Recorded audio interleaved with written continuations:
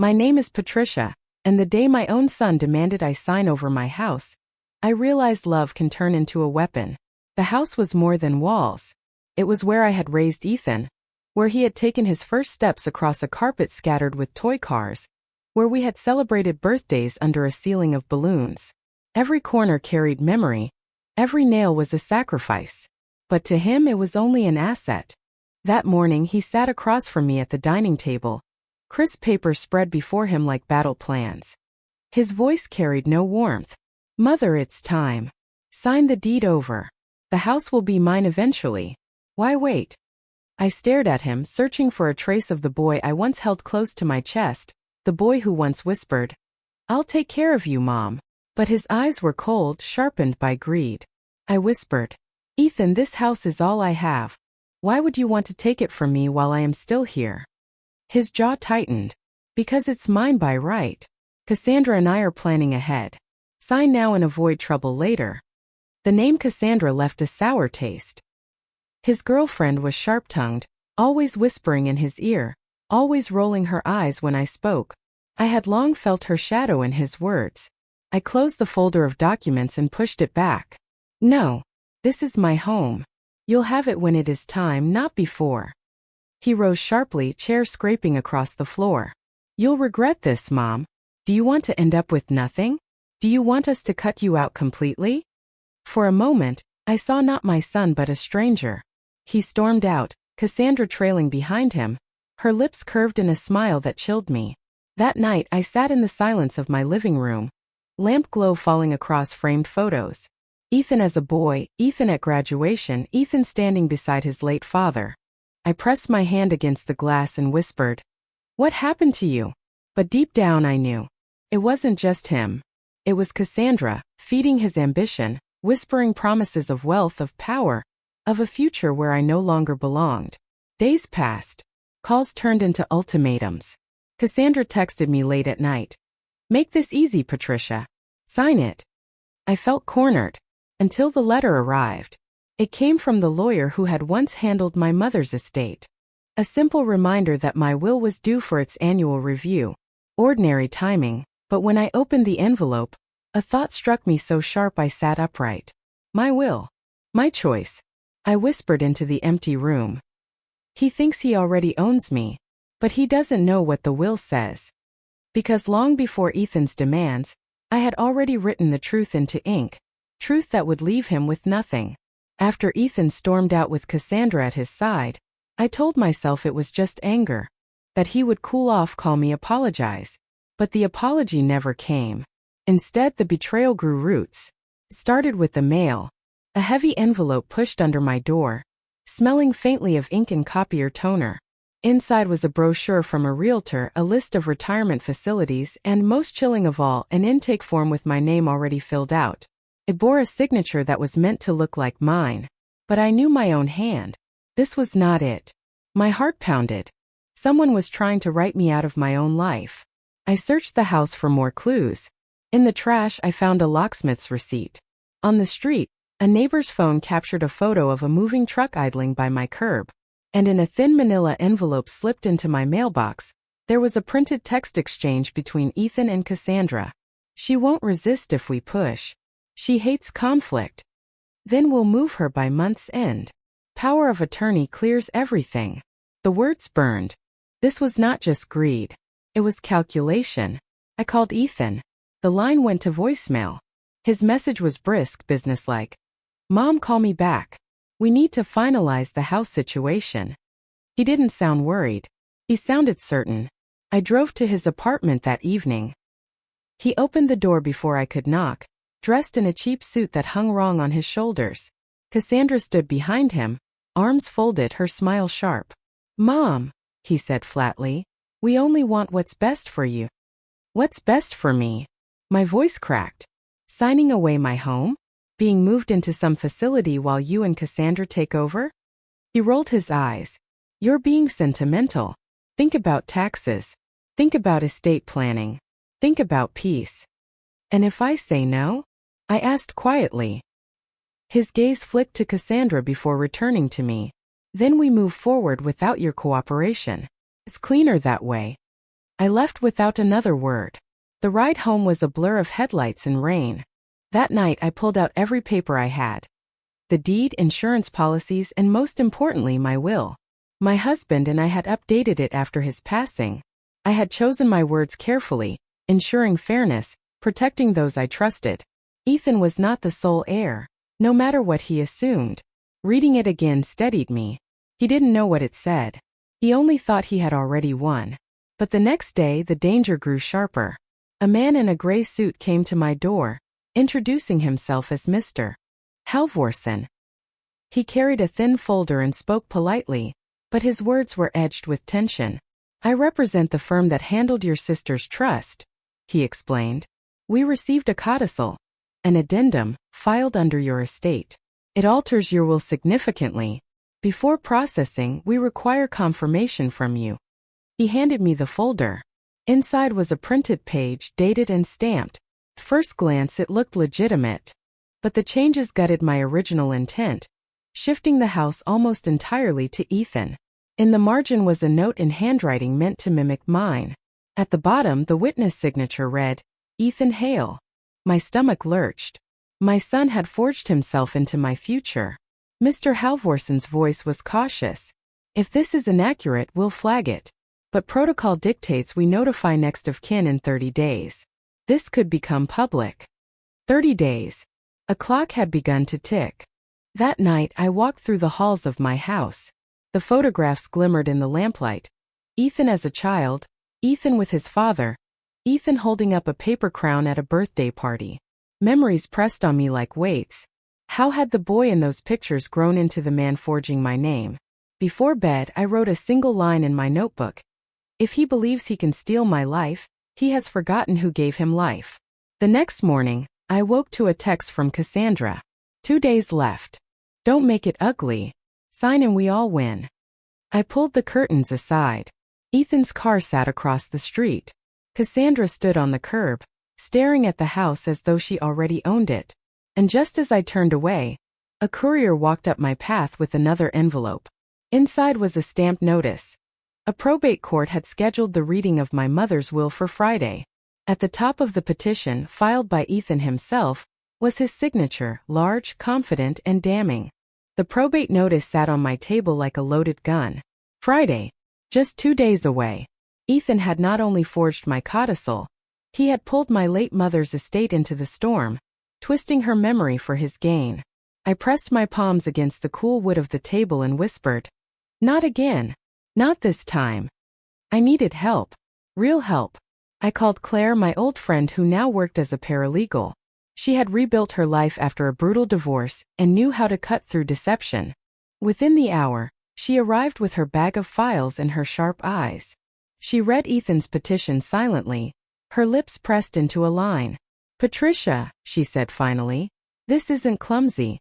It's coordinated. Cassandra's handprints are all over this, but Ethan is the one signing. He thinks his bloodline gives him immunity. He's wrong. Forgery leaves fingerprints.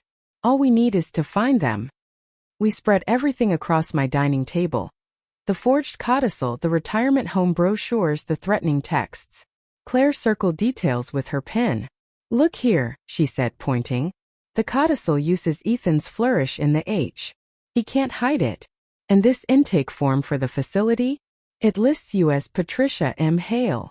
That's not your legal name." He rushed. "Sloppy. That's evidence." Piece by piece the cracks in his scheme appeared. Still my heart ached. "Claire, he's my son. Taking him to court feels like cutting off my own arm." She looked me in the eye. "If you don't, Patricia, he'll take both arms and leave you to thank him for the mercy. This isn't motherhood anymore. This is survival." Her words struck hard, but they cleared the fog. We began building my binder of truth. I collected every bank statement, every notarized document, every text Cassandra had sent. Claire insisted. "Date them. Print them. Highlight inconsistencies. A story is only as strong as the proof behind it." I called Mrs. Henderson, my neighbor, who had often seen Cassandra loitering at my door late at night. Without hesitation, she agreed to speak if needed. "That girl acts like she already owns your place. People need to hear it." I reached out to Mr. Turner, The attorney who had handled my mother's will originally. He spoke with quiet conviction. Margaret wanted safeguards. I can testify to her intentions. Whatever Ethan claims, your mother's voice is stronger. My fortress of allies began to rise. But the most damning evidence came from a place I hadn't expected. Ethan's old bedroom. Dust clung to the shelves, but the desk drawer held a forgotten notebook. Inside, page after page bore my name, written over and over in varying styles. Some neat, some messy, some abandoned midstroke. My heart clenched. He had been practicing my signature. I tore the page out, my hands trembling. Proof. Not suspicion, not fear. Proof of intent. When I showed Claire, her eyes gleamed. This is it. He rehearsed. He left behind the practice sheets. With this, the forgery is undeniable. That night, I added the notebook page to my growing binder. I felt the weight of my son's betrayal, but also the weight of my resolve. Near midnight, my phone buzzed. A message from Cassandra. 2 days. Sign or you'll regret the spectacle. I stared at it, then at the photographs on my wall. Ethan's childhood grin. His father's steady hand on his shoulder. The family I thought I had. They believed threats would break me. They didn't know I was done breaking. But the universe wasn't finished handing me weapons. Just before bed, I checked my email. A single message waited, sent from an unfamiliar address. The subject line. Video proof, Ethan confesses. Inside was a link, no explanation. My finger hovered above it. Because if that video was real, if my son had confessed even once, it could shatter everything he had built. Or it could be another trap. The email with the subject line video proof. Ethan confesses pulsed on my screen like a warning light. My finger hovered over the link. What if it was real? What if, in a careless moment, Ethan had admitted the truth? But what if it was a trick, malware, or worse, a doctored video meant to make me look guilty? I closed the laptop without clicking. Claire's voice echoed in my head. Do not take their bait. Evidence must be verified, not swallowed whole. Instead, I called her first thing the next morning. She came quickly, setting her bag on my kitchen table. When I showed her the email, she nodded grimly. We'll save it, but not open it here. I'll forward it to a forensic tech I know. If it's genuine, we'll use it. If it's fake, it becomes another piece of evidence, proof they're willing to manipulate. Her calm steadiness kept me anchored. After that, the focus turned to allies. We couldn't win with paper alone. Ethan had lined up affidavits, relatives who would claim I was forgetful, unstable, too sentimental to manage my affairs. Cassandra had a way of whispering poison into people's ears. If they painted me as weak, the documents might not matter. Claire tapped her pen against the table. We need people who know your strength, Patricia. Witnesses who have seen you steady, clear, capable. If they attack your character, we answer with truth. I thought of Julia, my oldest friend. She had seen me juggle 3 jobs after my husband passed. She had stood beside me when I paid the final mortgage payment on the house, tears in my eyes. She would testify without hesitation. I thought of Mrs. Henderson, who had already offered. Her voice carried weight in the neighborhood.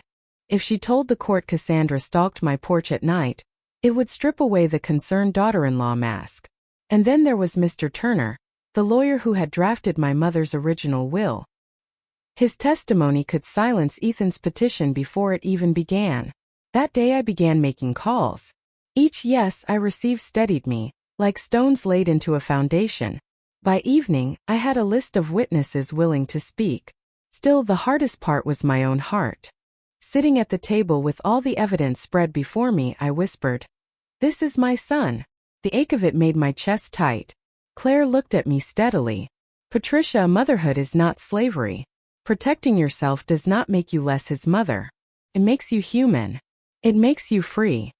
Her words felt like a key turning in a long-locked door.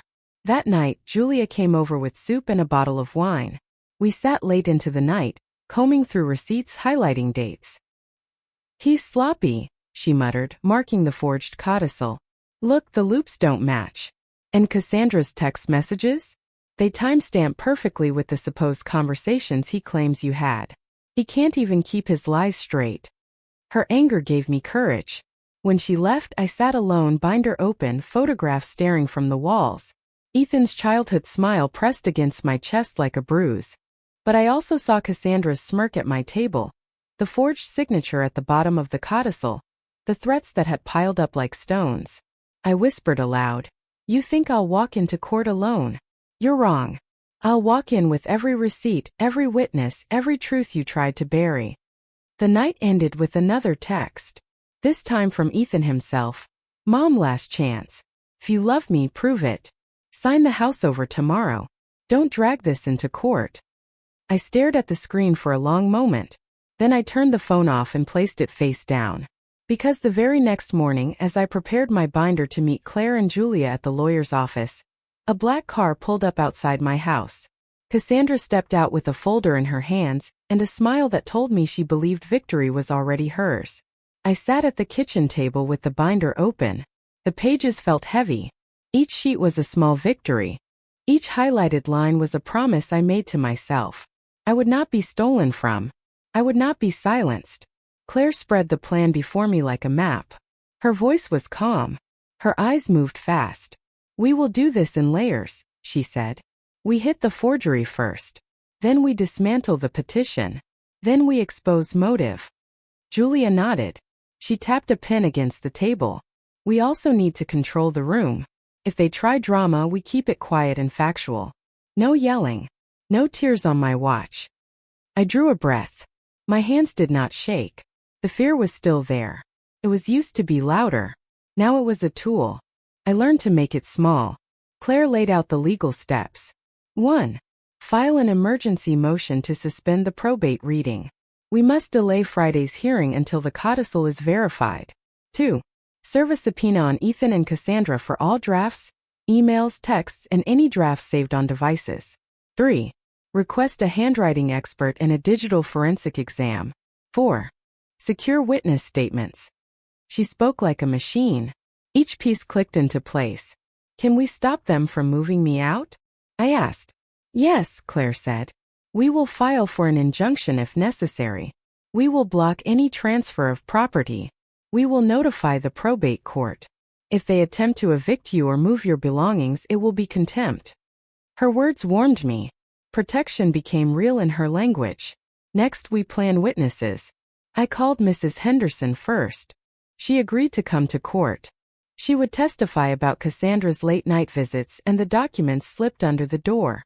She would speak about the moving truck. Her voice would be steady. Mr. Turner would testify about my mother's original intent. He agreed. He remembered the careful clauses. He would explain why Margaret Hale had built-in safeguards. He would show the will had not been a simple note. It was legal armor. Claire had a list of colleagues willing to vouch for me. Neighbors. The local librarian who saw me pay property taxes. The woman at the hardware store who remembered the night I paid for a repair out of pocket. Small witnesses. Honest ones. The kind the court respects. Then Claire rested her hand on the sealed envelope in my lap. "The ledger," she said. "You found the practice sheets. Good. We send those to the handwriting analyst. We also gather bank logs. We trace the notary session logs for that codicil. If the submission came from Ethan's device, we will catch it." She moved to the computer and began filling forms. Her fingers flew. She printed subpoenas. She typed affidavits. She made lists of exhibits. Julia worked on public strategy. "If they try to smear you publicly," she said, "we go first. We release a short statement. Keep it firm. Keep it factual. No emotion. The press will fill in the rest with our evidence." I liked her bluntness. Felt like armor too. We set the timeline. File motion today. Serve subpoenas tomorrow. Hand the court our handwriting expert's contact. Schedule the forensic lab. I could feel the net tightening around their lies. There was one more variable. The mysterious video link. Claire had not yet opened it. She was cautious. For good reason. A fake video could be a trap. It could be a deepfake designed to humiliate me and derail our case. If it was real, it could be the clearest confession. Either way, it would be examined by a neutral lab. We did not touch it in the open. Not yet. At dusk, I walked the house and told it aloud what I planned. Felt strange. Felt like prayer. "You stay," I said to the worn stair rail and the faded curtains. They will not move you. That night we filed the emergency motion. Claire labeled it urgent. She attached the contradictions in the codicil. She included the practice signatures. She asked the judge to pause the probate reading until forensic review. She served the petition on Ethan and Cassandra. The courier confirmed delivery at their address. I slept a little that night. My dreams were sharper. I dreamed of the courtroom and of my son sitting there as a stranger. I woke early. The next morning I made tea. The house felt guarded. The phone buzzed. A courier was at the gate. I was ready to sign for a document when the man handed me the envelope. It was heavy and official. The courthouse seal stamped the flap. My heart thudded. Inside was a single page. A notarized codicil. Signed. Stamped. Dated just last week. It bore my mother's signature. I stared until the letters swam. The ink looked old. The stamp looked real. At the bottom in bold script was a line I did not expect. Someone had added a new witness block. And the name there was written clearly. Ethan Hale. For a long moment I could not breathe. Because if this document was genuine, our motion might fail. If it was forged, the worst I feared was true. But now the clock was not only against us. It was a weapon they were already wielding. The new codicil lay on the table heavy as stone. My hands refused to move it. A fresh signature from my mother, dated just last week. But she had been gone for years. The ink was dark, the stamp perfect. The witness line bore Ethan's name in bold loops, arrogant as ever. Claire read it twice, her brows tight. Julia paced behind us. The room felt too small, air too thin. "This is impossible," I whispered. "My mother has been gone nearly a decade. She could not have signed this." "That's the point," Claire said. Her voice was calm, but I saw her jaw tense. "It's not about truth. It's about confusion. They're trying to bury the court in paper, to slow us, to make it look like there's doubt." Julia stopped pacing. "But what if a judge sees this and thinks, 2 codicils, maybe the daughter is lying, maybe the son is right? That's the trick, isn't it?" Claire nodded slowly. "Yes. It's called manufacturing noise. If they can make enough noise, the judge delays or doubts. And doubt favors them." I rubbed my temple. The betrayal cut deeper each time. Ethan had not only stolen my trust, he had stolen my mother's memory, scribbling her name like she were still alive to defend herself. Claire picked up the codicil with gloved hands. "We'll run a forensic ink test. We'll subpoena the notary. If this stamp is genuine, someone in that office was bribed. That alone could sink their case." Julia's voice was sharp. "So what's the pivot? How do we keep them from winning with this?" "The pivot," Claire said carefully, "is turning their weapon against them. We don't deny this exists. We bring it in ourselves. We expose it first. We say, look, they were desperate enough to forge a dead woman's hand. The court will recoil harder from that than from anything else." I closed my eyes. "So we walk toward the fire." "Yes," Claire said. "Straight into it. And we bring buckets of proof." The next 48 hours blurred into motion. Claire filed supplemental motions, requesting forensic examination. Julia and I contacted everyone we could for testimony. Mrs. Henderson, Mr. Turner, even the clerk from the bank who had noticed irregularities in Ethan's loan documents. Allies rose like stepping stones in rushing water. But the night before court, the unexpected complication struck. I was in the kitchen sealing my binder with neat tabs, when headlights swept across my window. A car idled outside. I peered through the curtain. It was Ethan's sedan.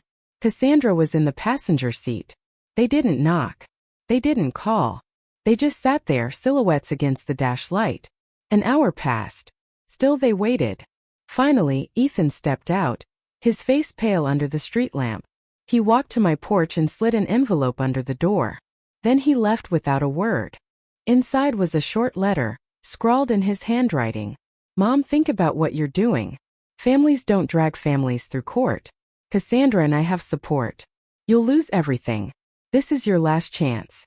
Sign tomorrow and it ends quietly. Refuse and you'll regret it." My chest clenched. His voice had no son in it, only Cassandra's echo. I sat with that letter until dawn. In the courthouse the next morning, the pivot became clear. Ethan's attorney strode in confidently, waving both codicils like trophies. Cassandra smirked, her eyes glittering. My relatives, some I hadn't seen in years, sat behind them, ready to whisper their rehearsed stories. But Claire leaned close to me. Remember, Patricia. They think this pivot will drown us. Instead, it will drown them. The judge entered. The gavel cracked. Ethan's lawyer spoke first, laying both codicils on the table. Your Honor, here are 2 documents proving the mother herself shifted her estate in my client's favor. Clearly, she intended for Ethan Hale to inherit the property fully. The judge raised an eyebrow.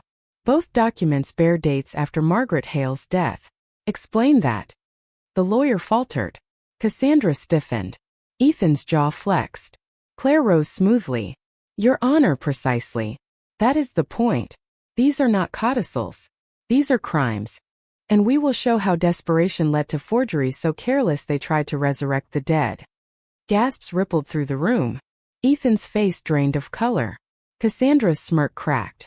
The pivot was no longer theirs. It was ours. Because just as Claire prepared to introduce the forensic report, Ethan stood abruptly, slamming his palm on the table. Stop, he shouted. His voice shook with rage.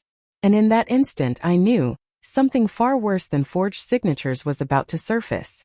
Ethan's hand crashed against the table, the sound echoing off the courtroom walls. Everyone froze, the judge, the clerks, even Cassandra, who grabbed his arm as if to hold him back. His face was crimson, veins raised at his temples. Stop this circus, he barked. My mother's lying. She's turning everyone against me. She. The judge raised his gavel sharply. Mr. Hale, you will sit down or be removed. But Ethan was unraveling. His mask was cracking under the weight of pressure.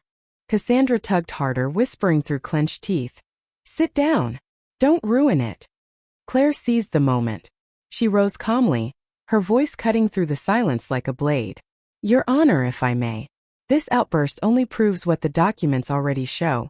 Coercion, desperation, deceit. But let us not waste words. Let us show proof. She signaled to the bailiff, who carried forward a sealed folder. Inside was the forensic report stamped and signed. Claire laid it on the judge's bench with deliberate care. This report confirms, she said clearly, that both codicils were forged. The handwriting samples match Mr. Ethan Hale, not Margaret Hale. The ink on one document was manufactured after her passing. The notary stamp used on the second belongs to an officer who no longer works at the courthouse. And most damning, practice sheets with Mrs. Patricia Hale's name, written over and over, were found in Ethan's possession. The judge examined the pages, his brows knitting tighter with every line. Murmurs rippled through the gallery. Claire turned toward Ethan. Her tone was calm, almost pitying. You tried to resurrect a dead woman's hand. You thought you could trick the court with noise and paper. But the truth leaves footprints, and you left them everywhere. Ethan shook his head violently. She's twisting it. I was only. But before he could finish, Claire lifted another document. And as for motive, she continued, we have bank transfers, thousands moved from Patricia Hale's accounts into Cassandra's within the past 6 months. Payments labeled as household support, with Patricia listed as guarantor. All without her knowledge or consent. The room gasped. Cassandra's face went white. She hissed at Ethan. You said they wouldn't find it. I stood slowly, my knees steady beneath me. I looked at my son, not the boy I had raised, but the man who had chosen greed over family. My voice did not shake. You ate at my table, Ethan. You smiled in my face while you planned to move me out of my own home. You forged my name. You forged your grandmother's. You let Cassandra whisper in your ear until you forgot what honor meant. But you forgot one thing. Truth doesn't stay buried. It always finds its way to light. The judge banged the gavel once, silencing the murmurs. This court has seen enough. The petition is dismissed with prejudice. Further, given the evidence presented, I am referring this matter to the district attorney for investigation of fraud, forgery, and financial exploitation. Ethan collapsed into his chair, face pale, sweat on his brow. Cassandra shoved her chair back so hard it screeched against the floor. She didn't even look at him as she stormed toward the door, her heels striking like hammers. The courtroom buzzed with voices, reporters scribbling furiously. I sat back down, exhaling slowly.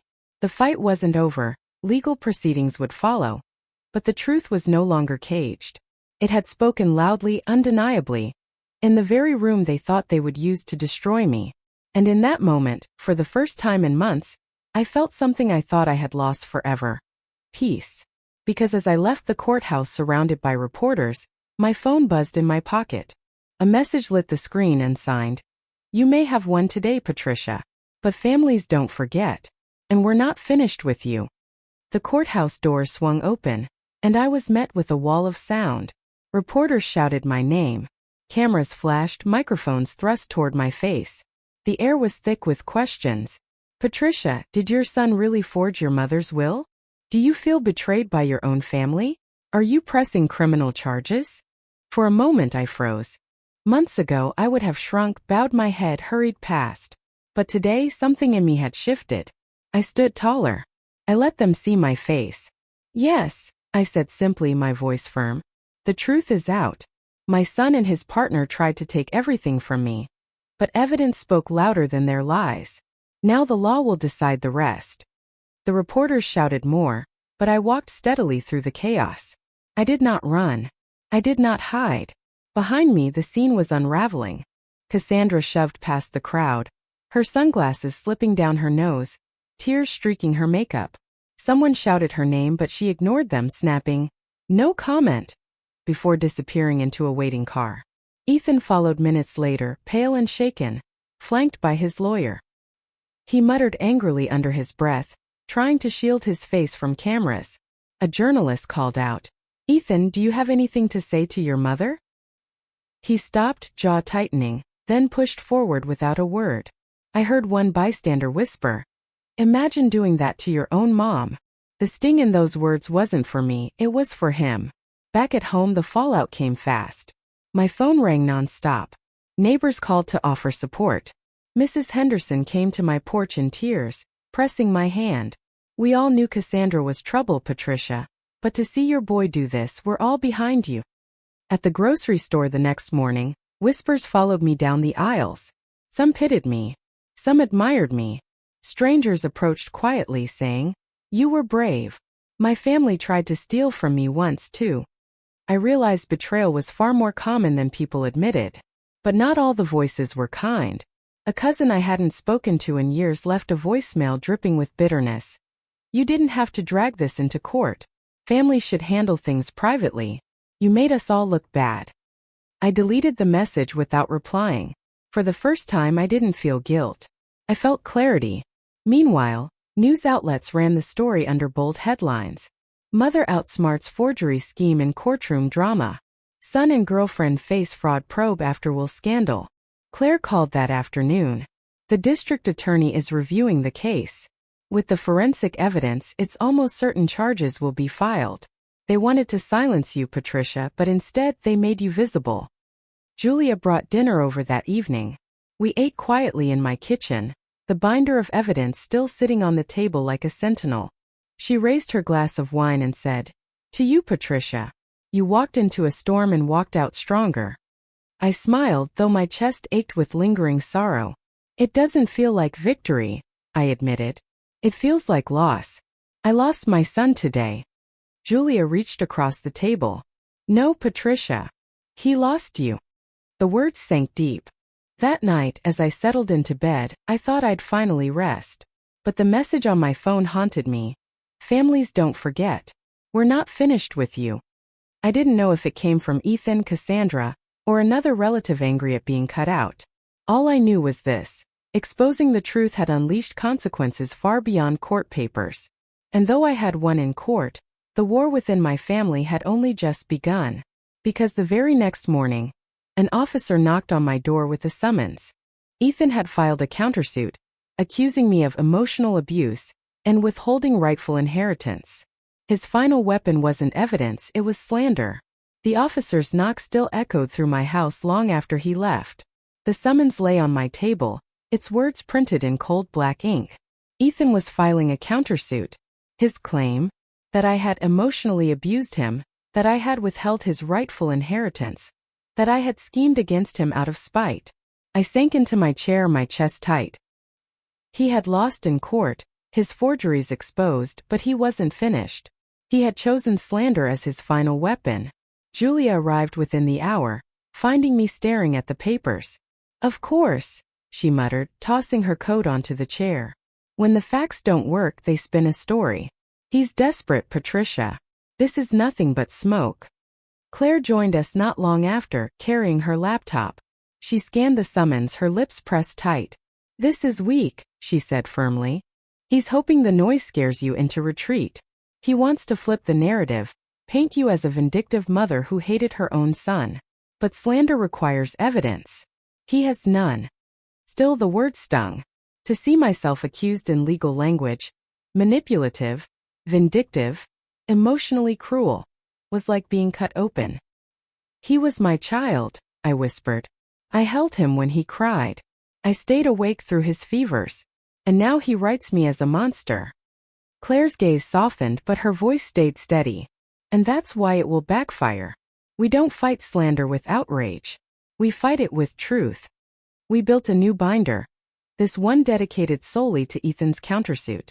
Julia gathered letters from neighbors and colleagues who had seen my life with Ethan, who remembered birthdays, school events, and how I had supported him even as an adult. Mrs. Henderson wrote a statement describing my years of kindness to Ethan, adding bitterly, "No one in this town believes Patricia ever abused her boy. The truth is the opposite." Claire pulled Ethan's own texts, the threats he had sent me, the forged documents bearing his hand. "If he claims emotional abuse, we'll show the judge what abuse truly looks like," she said. Threats, coercion, forgery, not a mother protecting her home. The district attorney's office called that evening. They confirmed that an investigation into Ethan and Cassandra was underway. Fraud, forgery, financial exploitation of a vulnerable adult. Cassandra had already stopped answering subpoenas. Her silence spoke volumes. I felt the tide shift again, but doubt still gnawed. I knew slander could linger, whispered in corners, repeated until people believed it. Julia leaned across the table, her hand on mine. "Patricia, this is the day after the storm. The worst winds have passed. Now you rebuild." And rebuilding means refusing to let his lies take root. I nodded, steadier now. The next day in court, Ethan's countersuit was read aloud. His lawyer's voice dripped with false concern. "Our client has endured years of emotional manipulation. His mother has withheld his rightful inheritance, isolating him, humiliating him, forcing him into desperate actions." Every word twisted truth into knots. But when it was Claire's turn, she rose with quiet fire. "Your Honor, the man accusing Patricia Hale of emotional cruelty is the same man who forged his grandmother's will years after her death. The same man who practiced his own mother's signature until he could steal her house. The same man who siphoned her accounts into his partner's. The evidence of abuse is here, but it is not against him. It is against her." She laid the practice sheets on the bench, then the bank statements, then the forensic report. Each page struck like a hammer. The judge leaned back, expression hard. "Mr. Hale," he said slowly, "this court is not a stage for false narratives. The evidence presented against you is substantial. This countersuit borders on frivolous." Ethan's face twisted. Cassandra glared from the back row, arms folded, her mouth thin as wire. The gavel struck once. The countersuit was dismissed. The judge warned Ethan that any further frivolous filings would result in sanctions. I exhaled, the air leaving me in a rush. It wasn't just victory, it was vindication. The lies had been spoken aloud, and just as quickly, they had crumbled under proof. But as I left the courthouse, another message buzzed my phone. This time it was from an unknown number, no name attached. "You may have won in court, Patricia, but you'll lose where it matters most, at home." The message glowed on my screen. "You'll lose where it matters most, at home." It was unsigned, but I knew whose shadow lingered behind the words. Ethan. Or Cassandra. Or perhaps another relative emboldened by their greed. I set the phone down slowly. For a moment my house seemed to breathe around me. The creak of the staircase. The soft hum of the heater. The smell of wood polished by years of care. Home. The very thing they wanted to take from me. The very thing I had defended with every ounce of strength left in me. They had tried to weaponize family. They had twisted love into leverage. They had called me weak, manipulative, sentimental. They had raised their voices in court and splashed their lies across petitions. But now their weapons lay shattered. Because I had chosen silence not as surrender, but as strategy. Because I had chosen truth. The investigation against Ethan and Cassandra moved forward quickly. Within weeks, subpoenas uncovered more fraud, payments siphoned under my name, fake witnesses arranged by Cassandra, even a notary clerk admitting she had been offered money to look the other way. The DA's office filed charges. The neighbors whispered, but not about me. They shook their heads at Ethan, the son who had tried to steal his mother's home. Cassandra stopped appearing on our street. Her car disappeared first, then her social media, and finally her name slipped away from casual talk like dust in the wind. And me? I stayed. I sat on my porch each morning with tea, watching the sun climb over the trees, listening to the world breathe. My house was still mine. My life was still mine. Julia asked me one evening, "Do you feel like you won?" I thought carefully before answering. "No," I said softly. This wasn't about winning. This was about surviving. It was about reminding myself, and him, that I matter, that my name isn't his to sign away. She squeezed my hand. "You didn't just survive, Patricia.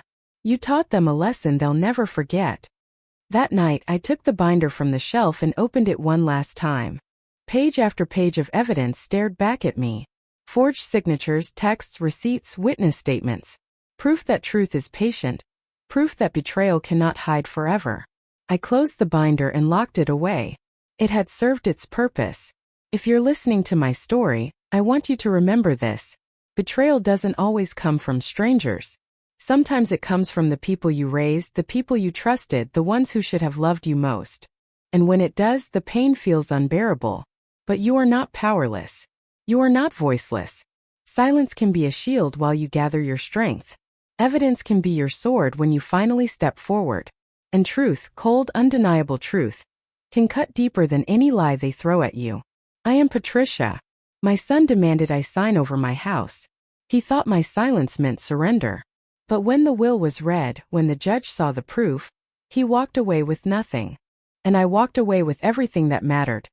My home, my dignity, and the knowledge that no one can erase me without my consent. If you've ever been underestimated, if you've ever been betrayed, remember this. You don't have to shout to win. Sometimes the strongest revenge is letting the truth speak for you.